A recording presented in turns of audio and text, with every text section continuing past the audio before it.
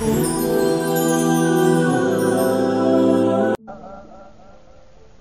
هم یکی از زنهای پیغمبری خدا هست. این نام اصلش هند بود. یکی از زنهای خدمتگار رسول اکرم صلی الله علیه و سلم به شمار می رود. حتی در صحیح بخاری یکی از فضیلت این مادرمان ام سلمه را این گونه بیان می کند که بار می گوید نزد من ام سلمه نشسته بود. حبیب خدا می گوید و ناگاه می گوید جبرائیل خدا به صورت دحیه کلبی گردانید و نزد من آمد. یعنی همه وقت جبرائیل وقتی که به صورت انسان می آمد فقط به صورت دحیه کلبی می آمد. از من تعریف دحیه کلبی را برای شما بیان کنم کی بود؟ برای چی جبرائیل خودش را در صورت دحیه کلبی می گردانید؟ بار نظر حبیب خدا ام سلمه یعنی هند و این جبرائیل که با صورت دحیه کلبی بود نشسته بودیم، صحبت کردیم. بعداً جبرائیل وقتی که برآمد رفت، حبیب خدا میگوید از این مادر شما ام سلمه پرسیدم اینا شناختی یا نشناختی؟ ام سلمه گفتم بله شناختم، ولی دحیه کلبی.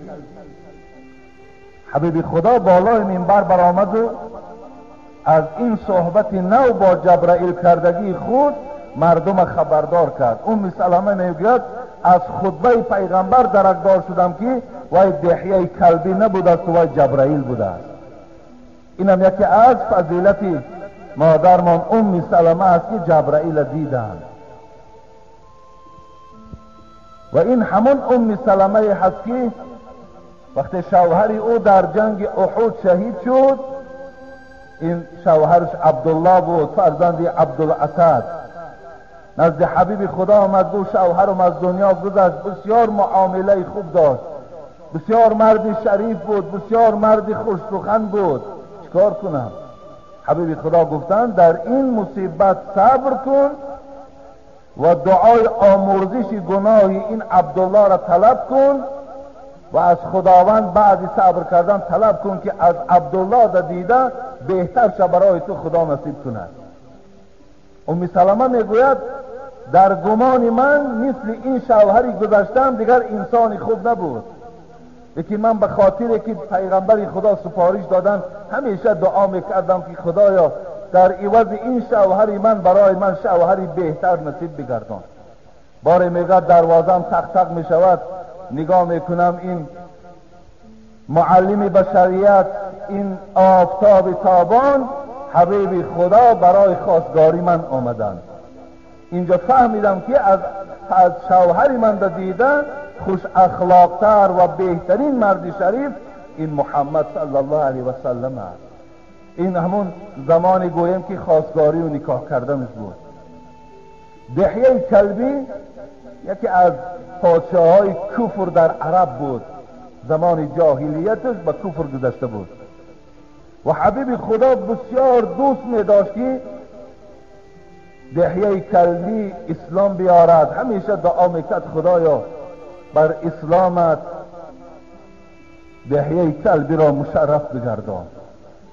زیرا راویان میگویند که 700 نفر از خویش و تبار رسول خدا در زیر دست همین دحیه کلبی کار میکرد. دعای حبیب خدا قبول شد. بعد نماز بامداد بود که جبرائیل آمد و گفت خداوند نور ایمان را، لذت ایمان در دل دحیه کلبی جای کرده است. او الحال همراه قومش برای ایمان آوردن نزد تو می آید، استقبالش برا. حبیب خدا اونقدر خرسند شدند استقبال برآمدن نزد دروازه مسجد که دحیه کلبی این پادشاهی که در کفر 60 سال حیات خود گذرانیدگی بود وارد شدند. حبیب خدا ردای مبارک آنقدر آداب بلند داشتند، آنقدر نوازش خوب داشتند که ردای مبارک از بالای سر گرفتند تا انداز برای دحیه کلبی پرتافتند.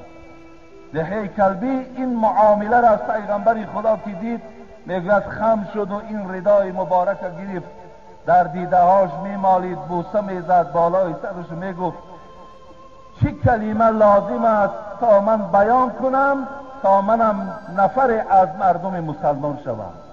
حبیب خدا گفتند بگو لا اله الا الله محمد رسول الله، تو مسلمان هستی، تو فردا از جنت پر نعمت خداوندی استفاده میبری.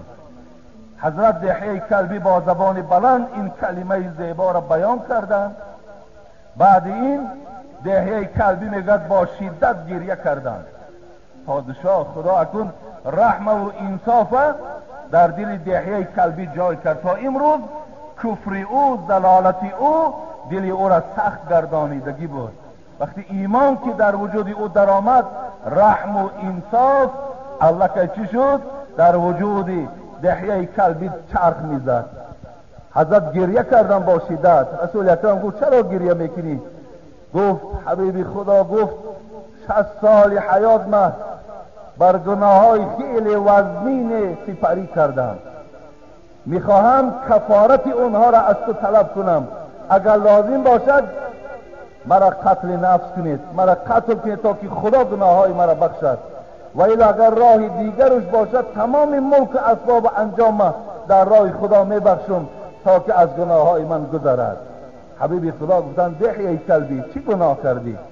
گفت زنهای زیاد میگرفتم، از اونا فرزندای زیاد باقی ماند، 60 دختری خود من زنده به زنده زیر خاک کردگی هستم. جهالت بود. خدا بیانگر این قصه و این جهالت بود که سوره تکویر در ما میخوانیم اعوذ بالله من الشیطان الرجیم و اذا الموعودة سئلت بأی ذنب قتلت. خدا قرآن در میگوید روز قیامت آن جاهلان و آن نادانانی که دختر به دنیا آمدن عیب بود، شرم بود، با دست خود برده زنده به زنده زیر خاک کردن، روز قیامت اون دخترها از یاقه آن پدرها میکپند ما چی گناه داشتیم که ما را زنده به زنده زیر خاک کردیم. این جهالت بود. این آمدن اسلام الحمدلله چی نعمتی بزرگ است. این چی گوییم که به خدا قسم ما شب و روز اگر شکر کنیم تا حال شکرانه این نعمت اسلام به جا آوردن میتونیم. مردم در یک جهالت، در یک ضلالت، در یک ظلم مردم قرار داشتند. حضرت حیرت بماندند اینقدر گناهی وزنین 60 نفر کودک زنده به زنده زیر خاک. در حال میگوید جبرائیل آمد و گفت خداوند میگوید به دحیه کلبی برسان که همین کلمه لا اله الا الله کفارتی تمام آن کودک هایی که زنده به زنده نابود کرد و تمام آن 60 ساله جهالتی که گذرانید، این کلمه همگیش کوره کرد، نابود کرد. دحیه کلبی آنچنان خوشنود شدند، آنچنان براحت شدند که از همان روز استادگاری میگوید آنقدر پشتیبانی از حبیب خدا میکردند که در دوام همون حیات خلافت معاویه بعد جان به حق تسلیم کردند. یعنی یک آدمی جان فدا بودند، یک آدمی خیلی میگوید صاحب جمال هم بودند. جبرائیل به صورت او نزد حبیب خدا می آمد. ام سلمه را پرسیدند چی دعا میکرد حبیب خدا؟ حضرت گفتند دعاهای اکثر پیغمبر خدا این بود اللهم یا مقلب القلوب ثبت قلبی علی دینک. در روایت این روایت ترمذی است. در روایت مسلم آید اللهم صرف قلوبنا، اللهم مصرف القلوب صرف قلوبنا علی طاعتک. این هم دعای پیغمبر خدا بوده. دعا میکرد از پروردگارا من میدانم که تغییر دهنده دل تو هستی، دیگرگون کننده دلهای بندگانت تو هستی. خدایا در دل من مهر و ذوق این دین اسلام همیشه نگه دار. خدایا در دل من همیشه محبت عبادت به سوی تو را خدایا همیشه نگه دار. این دعای حبیب خدا در حق جان خودشان میکردن تا که این دعاها امروز برای ما و شما درک شود.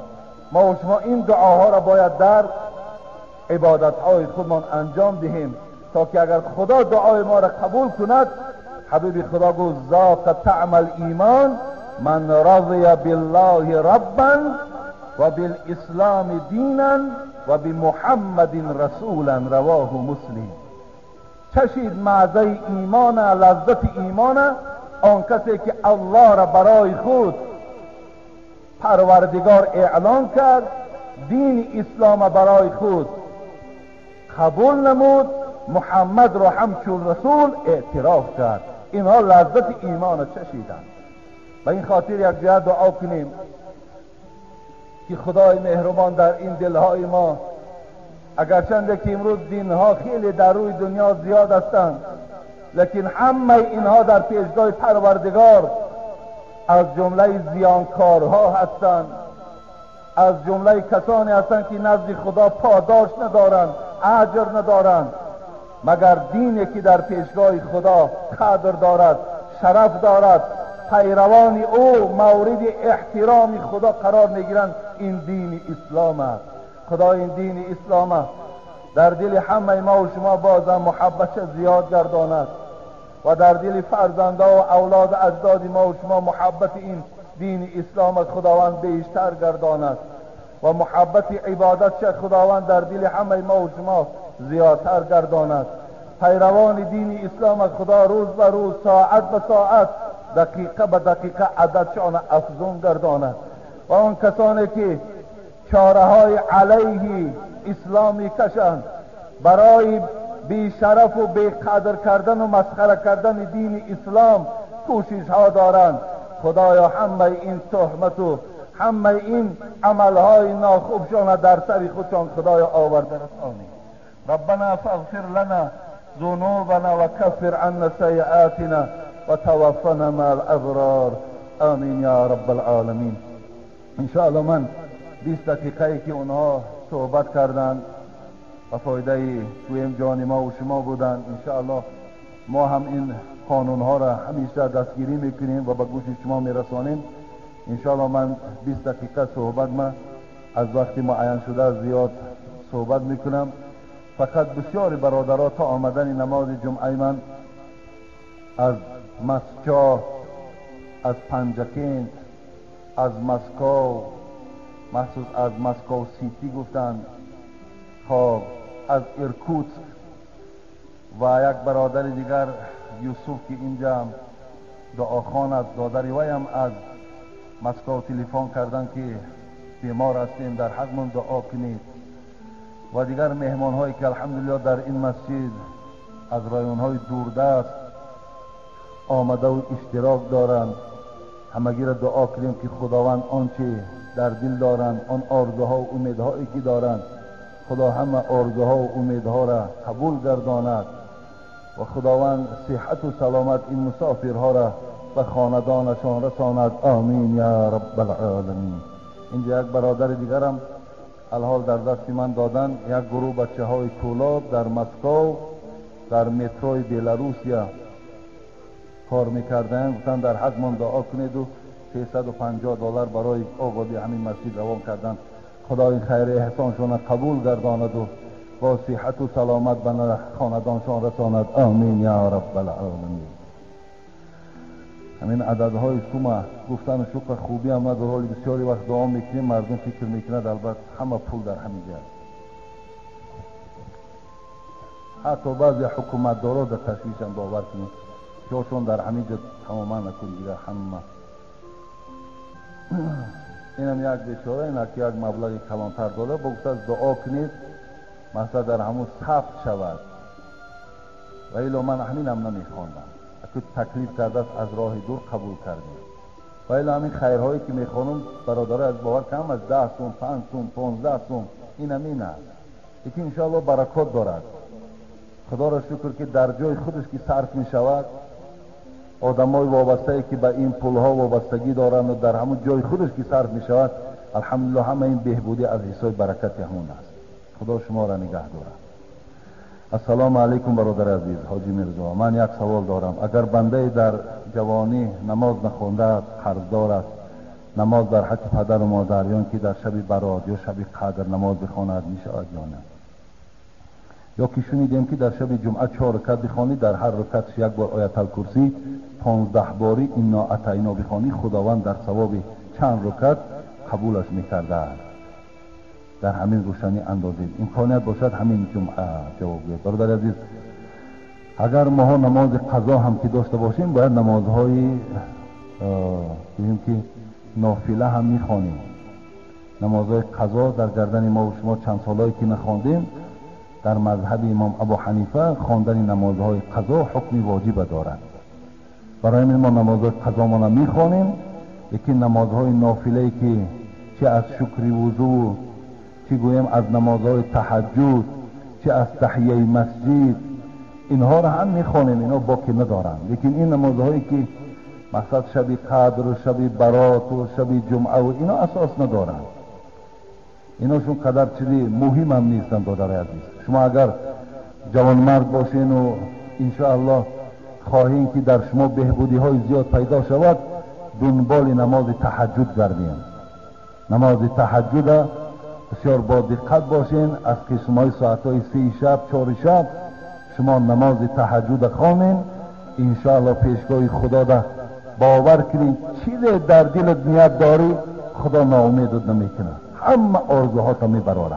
انشاءالله این وعده هست که در اطراف همین نمازی با تهجد است. خوش به حال آن کسی که نمازی با تهجد میخواند. خوانین برادر عزیز، انشاءالله بسیار برد میکنیم. السلام علیکم اکای حاجی میرزا. من از شما خواهش دارم، اگر این خواهش من از طرف شما اجرا میشد شاد میشدم. میخواستم در حق روح و ارواح برادری مرحومم شریف خان که روزی 4 مارس سال 2008 در سن جوانی از دنیا گذشته آی خیر میکردید، با احترامی زیاد نسبت شما خال میرزا. خدا این برادر روحش شاد و قبرش خداوند پر گرداند. آمین یا رب. من مختصر جواب میگم به خاطر که خیلی سوال ها در اینجا و در خانه زیادم. السلام علیکم بابای حاجی میرزا. من یک مخلص دائمی شما، پدرم و عمکم عرق نوش می باشد. یک بیگاه وقتی نماز شام خواندم بود، ما را به عرق خری روان کردند.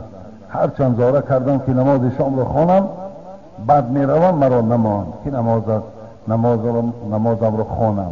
رفته عرق آوردم. در آن وقت من گناهگارم یا نه؟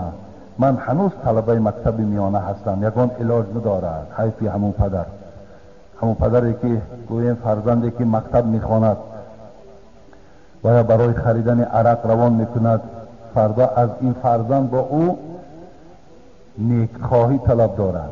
از این فرزند فردا او چی طلب؟ کمک طلب میکند، یاردم طلب میکند.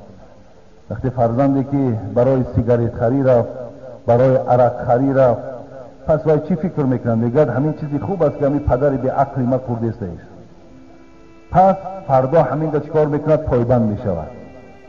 عاقبت جمعیت که از این نفرها که زیاد شد، این جمعیت ما دیگر ترقیات نمیکند، بعد خراب میشود و بعد دیگر گوییم که پستی ها در ما و شما رفته میرسیم. و این خاطر برادر عزیز، اگر پدر تو را برای سیگاریت خریدن، عرق خریدن روان کند، گفت من سخنی تو را قبول ندارم. و اگر عاقب میکنم، عاقب نیست، خودش عاقب میشود. لا طاعت لمخلوق فی معصیت الخالق. حبیب خدا میگوید مخلوق ها را در عاصی شدن خالق اطاعت نکنید. کاری که گناه از پیش خدا دارد، کسی اگر مرا فرمایش داد اجرا کردم، من گناهگار هستم. نه واسه پدرم است، مادرم است، برادرم است. برای همین دلالت به کاری بد نکنیم. پدرای عزیز، برادرای مهربان، فقط کاری کنیم فرزندها را از این راه باز داریم. اگر بسیار عرق نوشی در دل تو ذوق است، بیرون از خاندانت بنوشو، بعد به خانت بیا تو فرزند رو ببینه. بسیار اگر ذوق داری.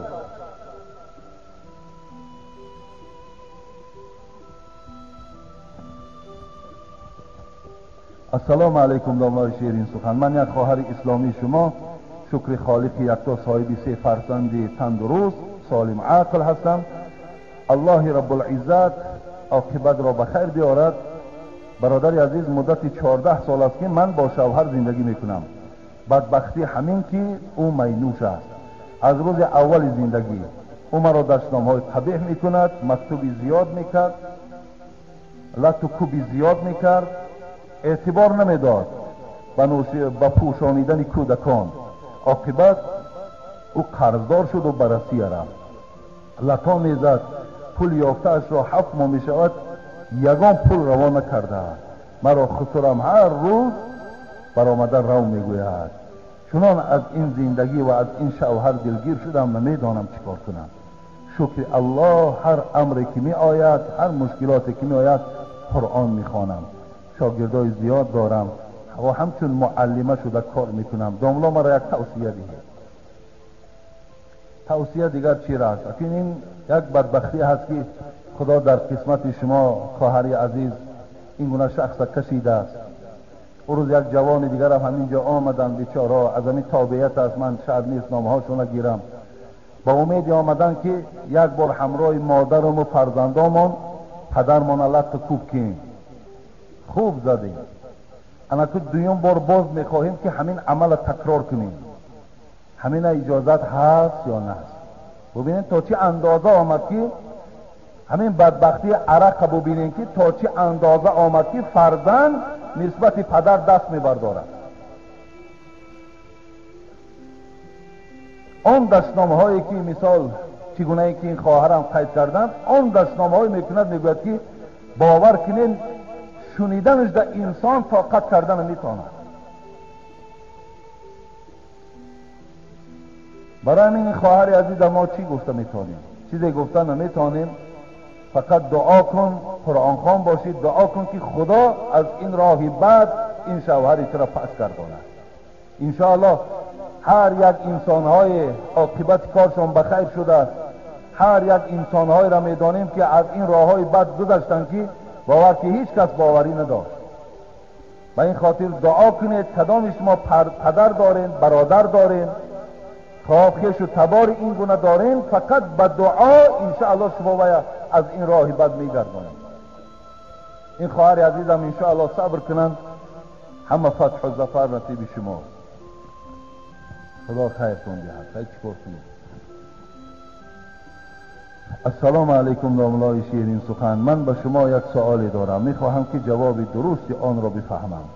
تا اینکه طول 1 ماه میشود که من درس میگیرم، لیکن 3 سال هست که در زل سپورتی تنیس بازی میکنم.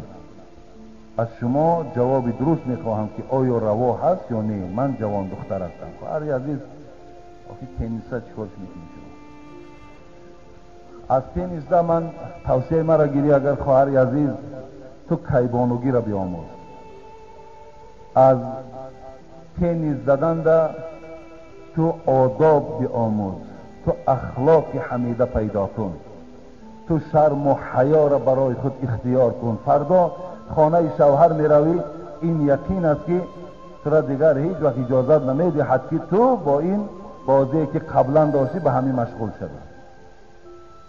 برای همین خواهر عزیز بسیار خوب این نشانه ایمانداری بود که از ما پرسیدی. من برای تو توصیه میدهم که اگر فردا خواهی که مادری خوب شوی، مادری شوی که شوهرم احترامت کند، فرزندها هم احترامت کند، خسر و خوشدامن هم احترامت کند، بسیار با یک اخلاق حمیده، با یک کیبانوگی، با یک گویم که بسیار اخلاق بهترین خاندان شوهر رو، انشاءالله این برای تو بخت اقبال میارد. اینا برای شما هیچ فایده نمیارد. بسیار ناخوب است. ببینین برادرای عزیز که حتی در حالتهای همون بازی ها دخترها یا در حالت های تربیه جسمانی میگویم در مکتب ها مجبور میسازن همون خواهرها و دخترهای ما و شما را وقتی که همون فرمه های اسپورتی را میپوشند تمامی وجودشون در بیرون است. خیلی بدبختی است باور کنید. خدا که انصاف دهد همون معلم و همون رهبرها را که اقرن همون لباسشون را به درکنی نمانند. خیلی به انصافی است. فردا ما هم گذشتنیم، معلمش هم گذشتنی است. پیشگاه خدا در هممون جواب میدیم. السلام علیکم بابای حاجی میرزا. دو سوال دارم.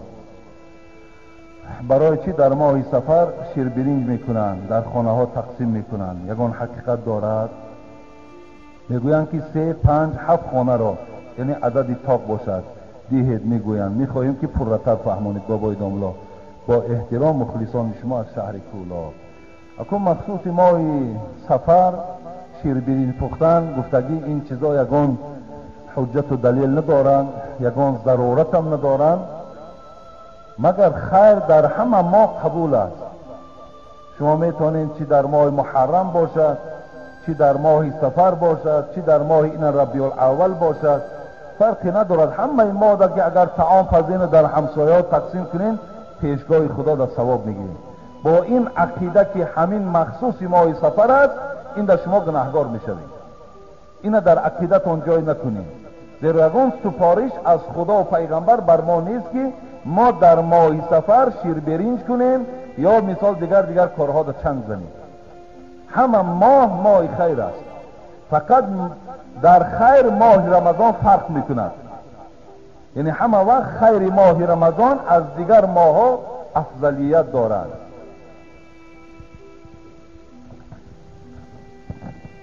السلام علیکم بابای حاجی میرزا. من یک مخلصی شما از کوچه چپای، نام من سفر است. من از شما خواهش میکنم سوال مرا جواب دهید. من یک هفته بیمار هستم. من نمازم را خواندن نمیتوانم. من روزدار هستم. نمازم را خواندن نمیتوانم. روزه من قبول هست یا نه؟ من از شما خواهش میکنم و سوال من جواب گویید. برادر عزیز، برای آدم بیمار روزه نیست. حتی آدم بیمار شود روزه ماه رمضان اجازت است که روزه خورد. ولی کجا مثال غیر رمضان چی روزه قضا باشد چی روزه نافله باشد. به این خاطر در حالتهای بیماری روزه نگیریم بلکه نماز هیچگاه ترک نسازیم. در حالت بیماری هم که باشین، در بیمارخانه هم که باشین، شرایط حتی در بیمارخانه طهارت کردن هم نباشد یا از جاتون خیسته نتوانین یا جای خوابتان بینماز است، لباساتتان بینماز است یا روی شما به سوی قبله هم که نباشد، تیمم کنین، هر جانب نمازتان خوانین، نمازتان درست است. در غیر بیمارخانه هم که باشین نمازاتون خوانین تا آخر نفس ها. نماز در گردن ما و شما فرض است تا آخران نفسی که خدا از ما و شما جداش میکنه. السلام علیکم بابای حاجی میرزا. من یک زنی خانشین، شوهر من در حالت مستی در روی پایش ایستاده نمیتوانست. 100 طلاق گفت. طلاق که همین حساب میشود یا نه؟ خب شما چی مصلحت میدید؟ خواهر عزیز، من درباره طلاق گفته بودم شما فقط مرکز در مفتیات در مراجعت کنید. در مذهب خودمان امام اعظم طلاق سکران، طلاق آدم مست طلاق است. لیکن در مذهب بیرون از مذهب امام ابو حنیفه گویم که طلاق آدمی در غضب و آدمی در حالت مستی طلاقش طلاق نیست. و این خاطر شما میتونین که همون مرکز در مراجعت کنین. انشاءالله از اونجا برای شما سبکی ها هست. سبکی ها البته حیات شما را برقرار میکنن. السلام علیکم اکای حاجی داملا. پدرم بیماری سخت بود. خودمان دشنام میدهد. چکار کنیم؟ التماس مصلحت دهید. اعوذ بالله من الشیطان الرجیم. ان الانسان خلق حلوعا اذا مسه الشر جزوعا و اذا مسه الخیر منوعا الا المصلین. الذين هم على صلاتهم دائمون. صدق الله العظیم. خدا میگوید انسان حلوع هست، حلوع حریص است، بسیار سخت حریص است. هر وقتایی که اگر سختی بیاریم داد و وای میگوید، هر وقتایی که اگر از سختی بیرونش کنیم نفسش از عبادت ما باز می‌دارد. این طبیعت انسان است. در زیر همین آیت عجیب شاعر بیان کرده است: ای بنده تو سخت بی‌وفایی، از کبر به سوی ایمان نآیی، گر دردی هم به جانی زارت، ناچار شوی دویده آیی. آنگاه که تو را شفا ببخشم، آسوده شوی دیگر نآیی. در اصل انسان همین است و از نیامد همیشه الله کمک کن، خدای از مشکلات رهامون ده. وقتی آسوده شدیم شفا داد خدا، الله را فراموش میکنیم. برای این آدم هم از جمله آدمان ناسپاس است. این وعده که داد است اجرا نمی کند. زود است که خداوند به همه حالت اولش او را مبدل می‌گرداند. این یک سنجش از جانب پروردگار است. خداوند انسان آنچه طلب میکند میدهد و بعدا او را نظارت میکند. اگر اصلاح نشد شاید که خدا که اتو رو را برای تو نیارد، خدا اولا هدایتت کند، لیکن شاید بعد ابدی تا مردن تا دیگر با پشت خواب کنی. و این خاطر بهترینش همین است که اگر صدای ما به گوش او رسد اصلاح شو. شاید همین نظر کردگی که نظر کردی به خاطر نماز، شاید همین نظر تو پیشگاه خدا در خوش آمده تو را شفا داد.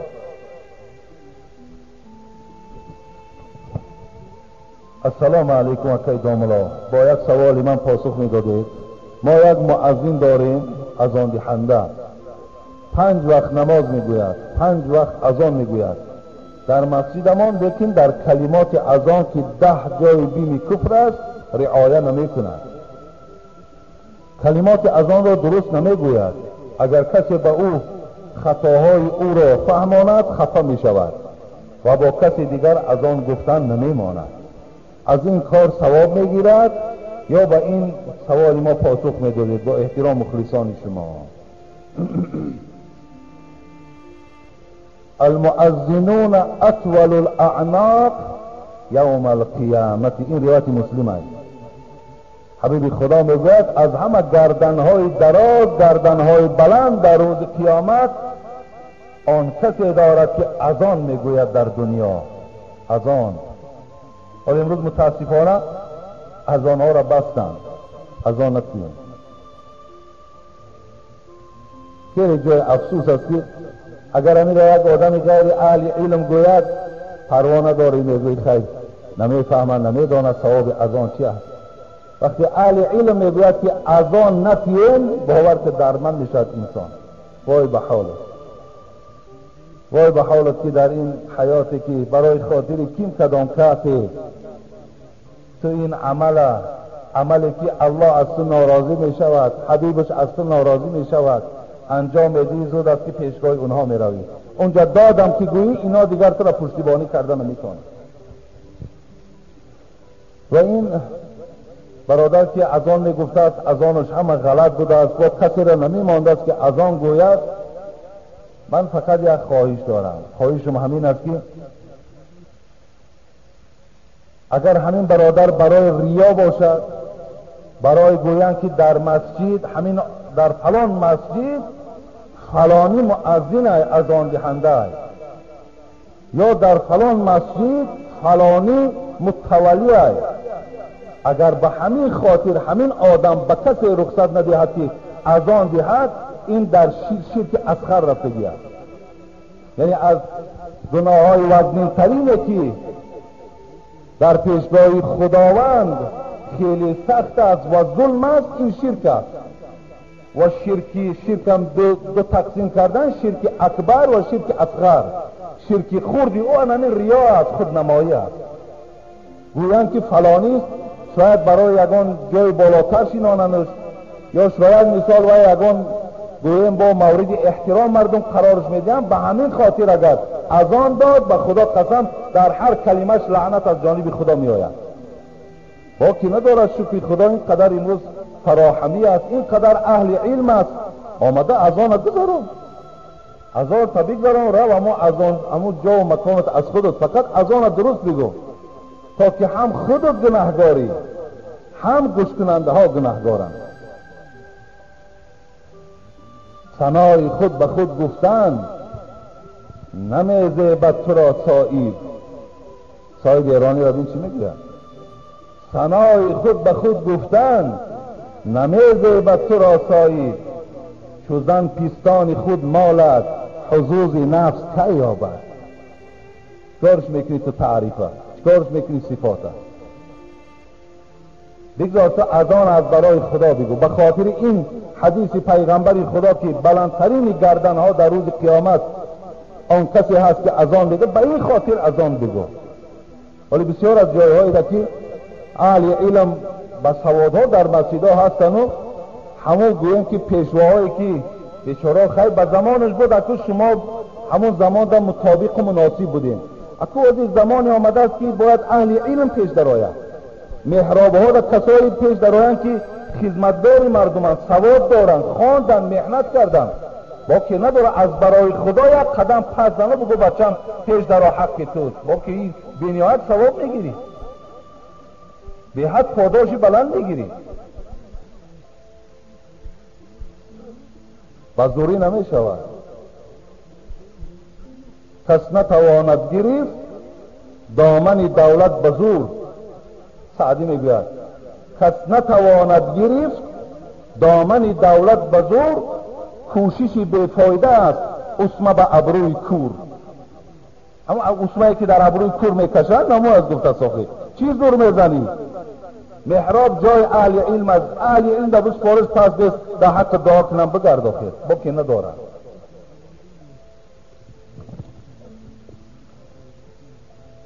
اینجا در 3 سوال آمده است، فکر میکنم همش یک چیز است.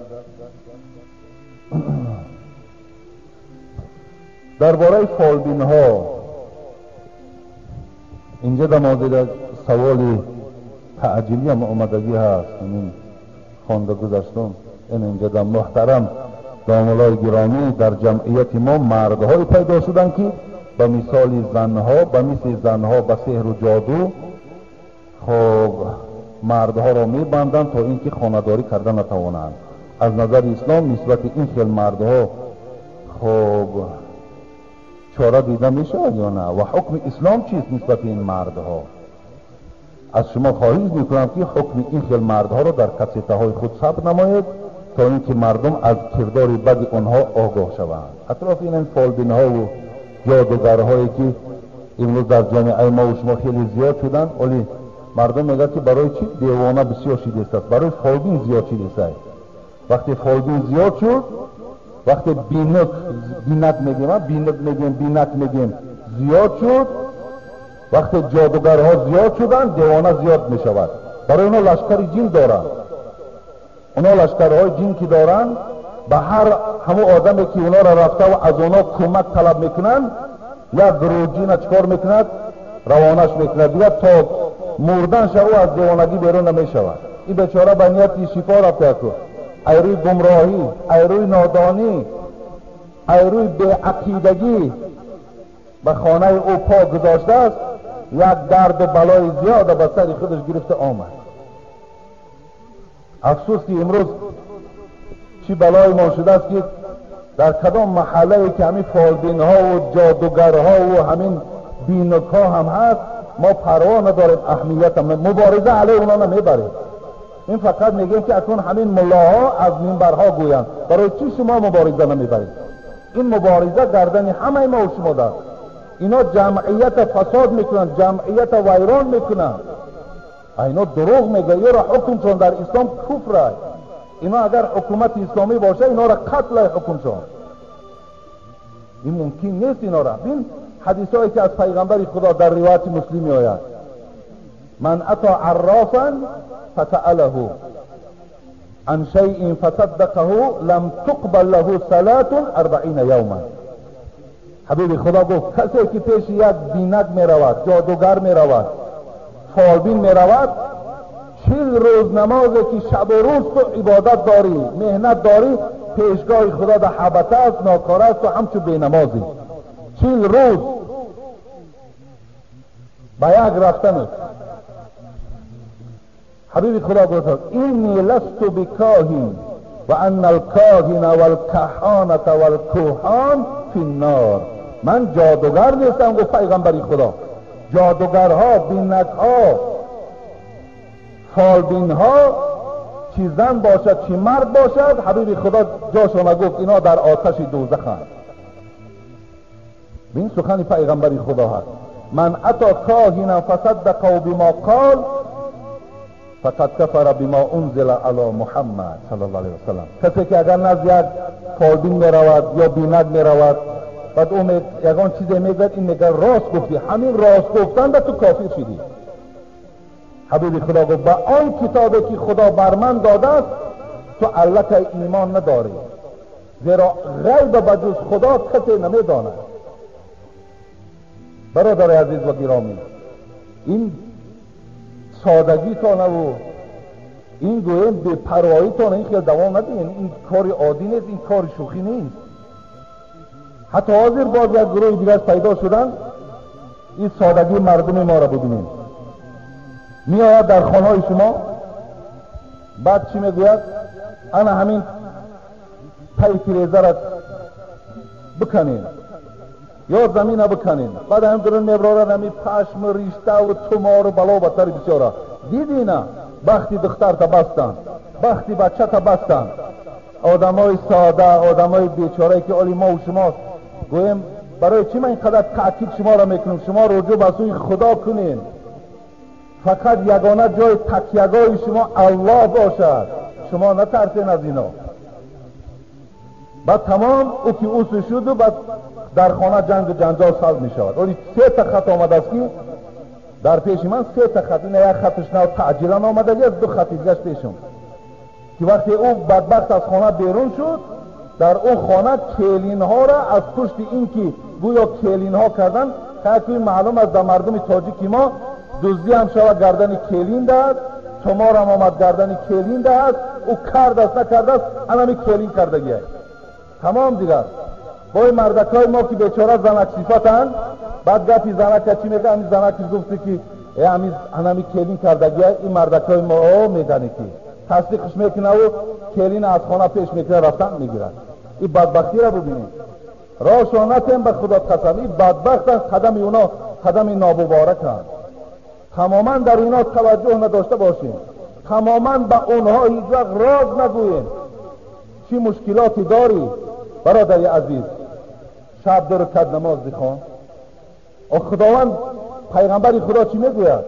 هر مشکلاتی که می آمد جای نماز را میپرتافتم به سوی خدا مراجعت میکردم. برای شما همچنان نکنید. اینقدر درس های خوب از پیغمبر خدا به ما ثابت است.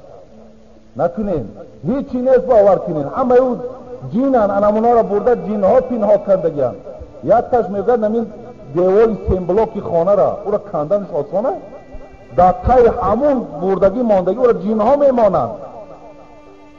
او را جین ها میمانند برادر عزیز و گرامی. ولی من اطراف جین به شما خدا خواسته باشه یک جمعه صحبت کنم، ولی بسیاری شما تصوراتی در جین ندارین. بعد شاید باور هم نکنین این جین چی هستی؟ و من خلقت الجن والانس الا لیعبدون. حالا که خداوند از عالم جن در قرآن خبر میدهد. برای همین نکنین دادار عزیز، هیچ وقت پیش اونا نروین. چی مشکلاتی دارین به الله مراجعت کنین. پیش یک اهل علم بیاین در حق دعا کنن، بهترین وسیله است. دعا کنند که خداوند مشکلات همین بنده تا دور بگردان. صدقه کن، را به بیچاره و محتاجا صدقه کن، انشاءالله کارات همه تق می شود. باور کنید. چه بدبختی است.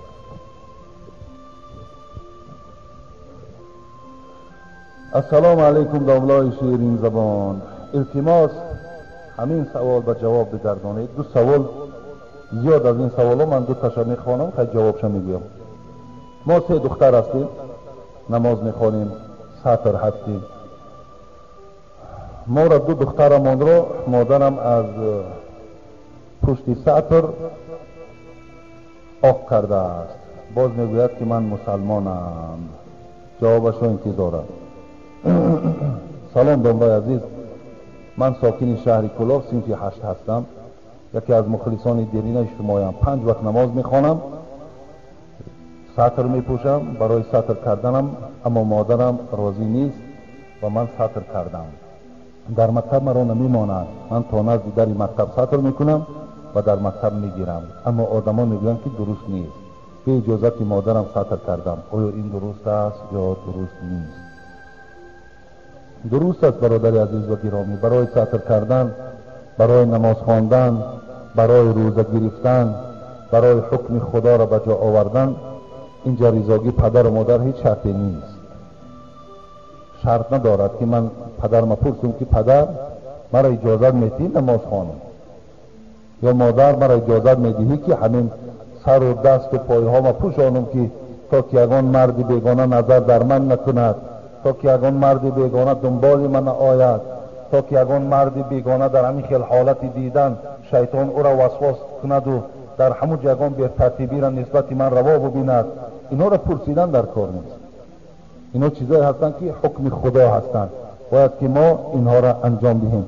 اصلا شما ببینید برادرای عزیز، وقتی اطراف لباس همین زن می رود، اسلام میگوید حبیب خدا ان الله نظیف یحب النظافه، ان الله جمیل یحب الجمال. اسلام پاک است، پاکان را دوست می‌دارد. اسلام زیباست، زیبایان را دوست می‌دارد. اگر همین خواهرای ما، اگر همین اپاهای ما، اگر این مادرای ما لباسهای پوشن که امروز ما و شما الحمدلله به این لباسهای ملی خودمان که در تمام جهانیان اعلان کرده ایستادیم و فخر میکنیم، خب همین لباسها را با طریق دوزن که گردن او نتابد، موی سری او نتابد، دستاش نتابد، پایهاش نتابد. چقدر زیبایی در همون زن پیدا می شود. بسیار به خدا زیبایی است. زیباییش باز یک جانب انشاءالله صف جنایت کم می شود. همین جنایت هایی که صادر می شوند اکثریت از همین لباس های نادرسته که زنها می پوشند از حساب همین ها می شود. برای چی چند بار من قید کردم که طلبه های صنف 8 و 9 دخترها در مکتب ها حامله دار شدند. همش همین بدبختیش همین لباس های ناخوب پوشیدن است. هرچند که گردم با حیا، آبی که بی سرپوش است، بی توشه کی نوشد وی را، بی شبهه کی نوشد وی را. مقصد وقتی که من همین این کدام خواهر دختری بوده است، کدام گویم زنی خیلی با فراستی بوده است که گفت است که اگر من که همین لباس ها را که انجام ندهم مثل یک آبی که سرپوشه ندارد مثل همون هستم، کسی از من نمی نوشد. مثلا امروز مردم تاجیکی ما را دیدن عادت دارد، میاد میپرسه همین دختر چه دختر بود. اگر تو دختری با عفت باشی، با حیا باشی، با لباس های اسلامی باشی، با آداب باشی، توصیه خوب میدن، میگن بسیار دختری خوب است، رو کلینش کن. لیکن اگر ناخوب باشی، اگر این خیلی به معنی گردی، حتمی اون خواستگارها از نزد دروازه شما دور میشد. من یه حدیثه که از باب معجزات پیغمبر بود میخوانم، انشاءالله شاید که اینم برای ما و شما درس شود. دادر عزیزی را همه ما خواهر داریم، اپا داریم، مادر داریم، خارزاها داریم و خواهش منم همین است که لباس های اونا لباس های همه بدن او را میپوشاندگی باشد. از این لباس هایی که امروز برآمده است که همه بدن او نمایان است، از اینا همه ما و شما نافاریم، ناراحتیم. حبیب خدا چی گفتن؟ صنفان من اهل النار، صنفان من اهل النار لم ارهما. حبیب خدا چی میگوید؟ لم ارهما، دو گروه از امت من دوزخ می رود، از جنت محرومند. لم ارهما، این دو گروه را من در حیاتی که دارم، همین 63 سالی که حیات میبینم، در این حیات خودم اینها را من نمیبینم، بلکه اینها آینده میبرایند. لیکن شما به گوش اونا رسانین که پیغمبر شما 1450 سال پیش درباره شما گفتگی است. حبیبی خدا، قوم معهم سیات كأذناب البقر يضربون بها الناس.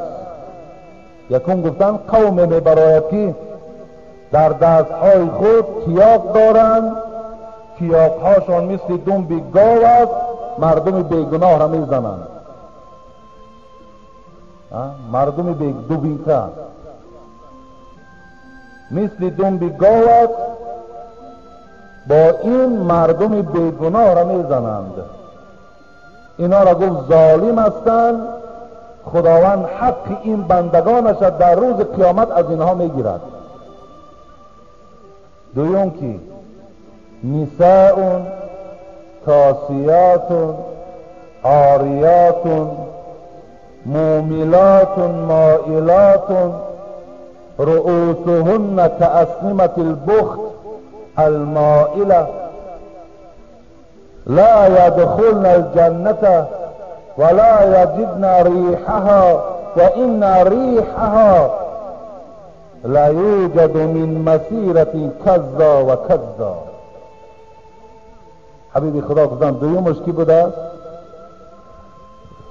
زنهای میبرایتی لباس دارند، لباس پوشند، کرته دارند، پاچه دارند، رویمال دارند، آریاتون، لیکن آنچنان لباسی دارند که بدنهاشون میتابد، لباسهای بدن نما، لباسهای شفاف، لباسهای تنگی که همه اعضای او را در بیرون ظاهر کرده است. موملات و نائلات.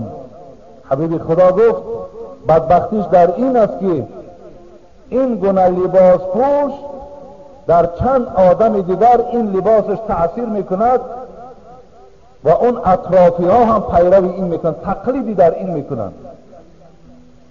و بدبختی دیگرش این است گفت که عاقبت اینها دستی به جنایت میزنند، دستی به زنا میزنند، مردها را توجهشان به سوی خودشان میکشند.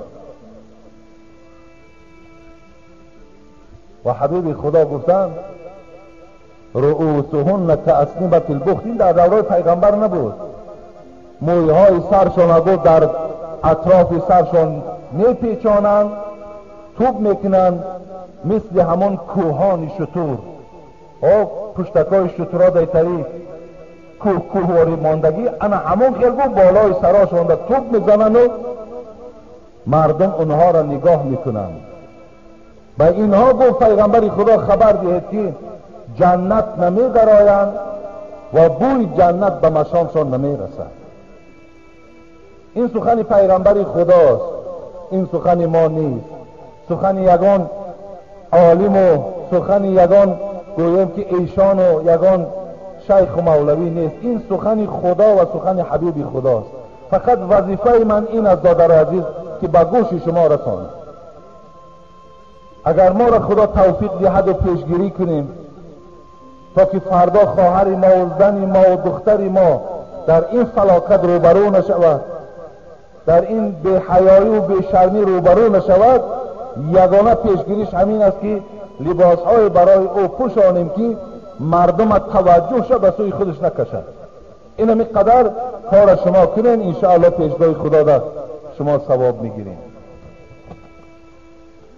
السلام علیکم. ناملای شیرین سخن اکای حاجی میرزا. ما یک گروه دانشجویان دانشگاه اگراری جمهوری تاجیکستان از شما احترامانه خواهش میکنیم که با سوالهای ما دانشجویان پاسخ جواب درست گردانید.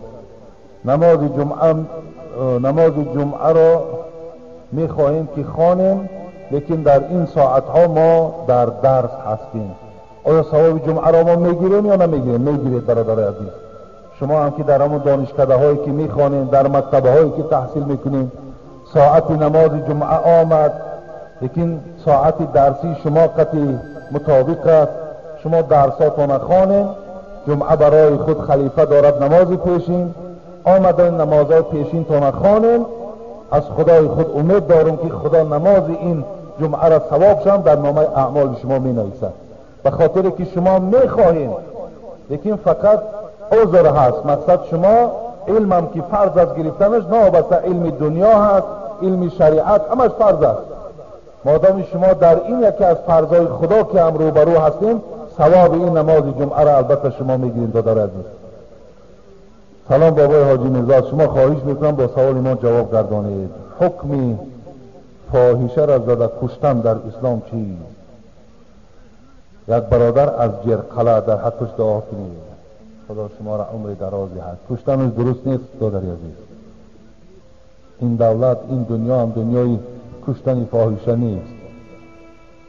خب فقط شما فاحشه ها را، آدمایی که بیراه هستند، شما فقط با طریق نصیحت، با طریق دعوت در این راه درست انشاءالله دلالت کنید، این در ثواب میگیرید. این است قانونی آنچه که خدا از ما و شما طلب دارد. السلام علیکم. اینجا کمتر وعظ کردن ما این هاشو نمیخوانیم. گفته بودم که همین السلام علیکم اکای حاجی میرزا نویسیم بس.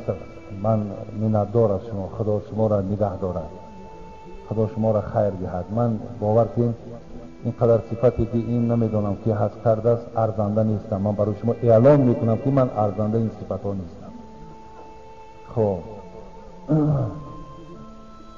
ما یک گروه تاجیکان در شهر مسکو، فیرمای مسکو سیتی کار میکنیم و قریب که همه ثبت امر معروف شما را دسترس میکنیم. هزارها شکر که هزارها جوانهای بیراه بعد گوش کردن در راه درست هدایت یافتند. خوش به حال شما که شما گفته بودید که اگر یک کس هدایت یابد، یک شتر سرخمو برای او خداوند همچو هدیه نصیب میکند یا ثواب او را برای او میبخشد. هزارها آدم از حساب ثبت های شما این راه درست را یافتند. عطای حاجی میرزا از همه باشندگان التماس ما همین است که در حق ما دعا کنید و در حق تاجیکستان هم دعا کنید که تنجی و امانی و ارزانی شود. برادر عزیز بسیار خواهش خوبم کردند. ما همیشه برای آرامی تاجیکستان، برای امنیت تاجیکستان، برای بهبودی تاجیکستان همیشه دعاگوییم، همیشه خیرخواهیم که خداوند تاجیکستان ما را هم بایگرداند، معرفت و اقتصاد این دولت ما را خدای مهربان بلندتر بردارد و همیشه تنجی و آسودگی را خدا در این دولت ما پایدار نگه دارد و این نرخ‌های گرانی که روز به روز بلند می شود خدایا این نرخ‌ها را پس گرداند و فراهمی را خداوند برای این بندگانش نصیب گرداند و همه این برادرانی که چی در همون مسکو سیتی و چی در دیگر دیارها کار میکنند خدا صحت و سلامت به خاندانشان رساند. آمین یا رب العالمین.